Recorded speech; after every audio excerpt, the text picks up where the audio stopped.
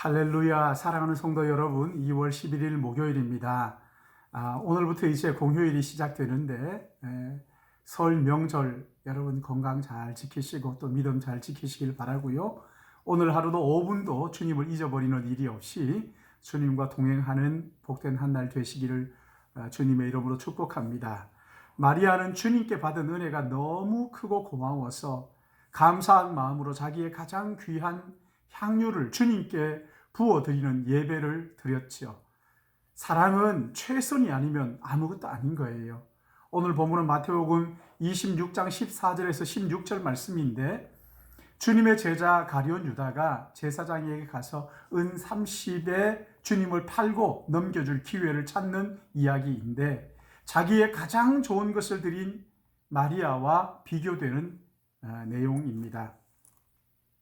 그때 이 12 중 하나인 가룟 유다가 하는 자가 대제사장들에게 가서 말하되, 내가 예수를 너희에게 넘겨주리니 얼마를 주려느냐 하니 그들은 은 30을 달아주거늘 그가 그때부터 예수를 넘겨줄 기회를 찾더라. 아멘.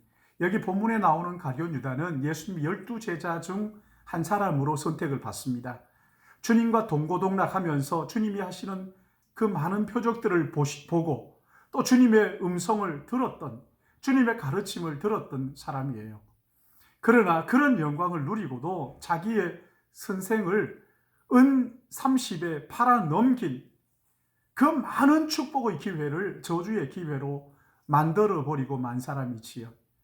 십자가를 향하여 가시는 주님의 그 여정에 한 사람은 가장 귀한 옥합을 깨트려서 주님의 머리에 붓고 장례를 준비하는가 하면, 주님과 함께 동고동락했던 제자는 주님을 팔아 넘길 생각을 하고 있었다는 거예요. 여러분, 무엇을 선택하느냐가 얼마나 중요한지 아무리 강조해도 지나치지 않는 거예요.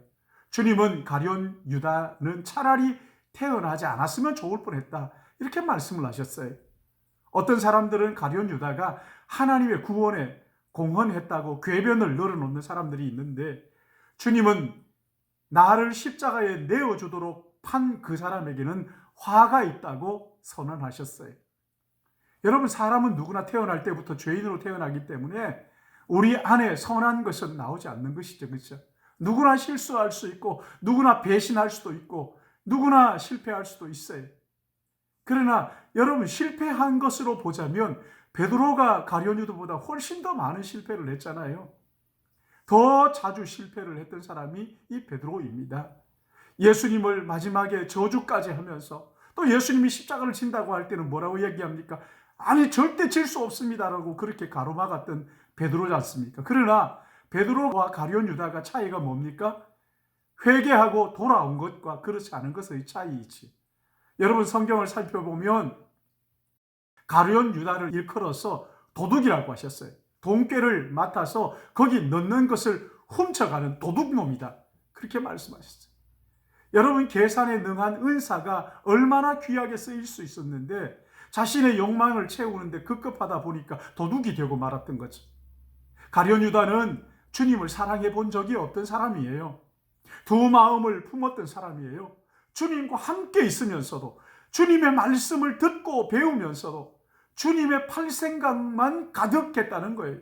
그래서 결국은 주님을 팔고 받은 돈을 어떻게 합니까? 성전에 던져버리고 스스로 목매어 죽었는데 떨어져서 창자가 흘러나왔다, 이렇게 표현을 합니다. 얼마나 안타까운 일이에요. 사랑하는 성도 여러분, 만일 가룟 유다가 회개했다면 어떻게 하셨을 것 같아요? 하나님 그를 다시 회복시키시고 얼마나 멋지게, 어쩌면 바울보다 훨씬 더 영광스럽게 사용하셨을지도 모르겠어요. 근데 회개하지 않았죠, 그렇죠? 진정한 회개는 절대 자살로 이어지지 않습니다. 우리가 아는 것처럼 베드로는 주님을 3번을 부인하고 또 주님 십자가를 질 때 지지 못하도록 그렇게 강권하다가 사탄아 내 뒤로 물러가라 야단을 맞았지만, 그러나 그가 주님을 3번 부인하고 난 다음에 다구름 소리를 듣고 뛰쳐나가 울며 회개했을 때 주님께서 그를 다시 회복시켜 주셨습니다. 주님이 십자가에 달렸을 때 한쪽 편 강도는 주님의 말씀을 듣다가 주여 당신의 나라가 임할 때 나를 기억하소서 했을 때 오늘 나와 함께 낙원에 있을 것이라고 구원을 허락해 주셨습니다. 사랑하는 여러분, 우리는 죄인으로 태어났기 때문에 죄를 짓는 게 어쩌면 마땅한지도 몰라요. 우리의 죄를 지을 때마다 깨닫고 여러분 회개하는 것이 중요한 거거든요. 회개하고 주님 앞에 나오면 주님은 다시 회복시켜 주시는 것. 여러분 이것을 믿고 죄에 빠진 것이 깨달아질 때마다, 범죄할 때마다 오 주님 나는 죄인입니다. 나를 위하여 피 흘려주신 예수 그리스도 그분을 의지하고 주님 앞에 나가서 통회 자복하게 될 때 베드로처럼 우리 하나님 다시 기회를 주시는 것을 믿으시기 바랍니다. 가룟 유다에게 하나님께서 참고 귀한 은사들을 주셨음에도 불구하고 그것을 가지고 잘못된 선택을 연속하다가 결국은 참 처참한 생애를 마무리하고 말았습니다. 그러나 베드로는 그렇게 부인하고 부인해도 다시 또 하나님께 회개했을 때 기회를 주셨는데 주님 우리 안에 선한 것이 없다는 걸 너무 잘 아십니다. 그러기에 죄에 빠질 때마다 하나님 앞에 철저하게 회개함으로써 용서받고 다시 기회를 얻어 하나님을 영화롭게 하는 우리 모든 믿음의 가족들 되시기를 예수님의 이름으로 축복합니다. 기도하겠습니다. 사랑하시는 하나님 아버지, 모태에서부터 죄로 태어난 저희들이기에 죄를 먹고 마시는 것이 익숙하고 아무렇지도 않고, 그러나 우리 안에 성령께서 오셔서 죄를 지을 때마다 성령께서 슬퍼하시고 또 안타까워하시고 탄식하시는 것을 우리로 깨달아 알게 하시니 감사합니다.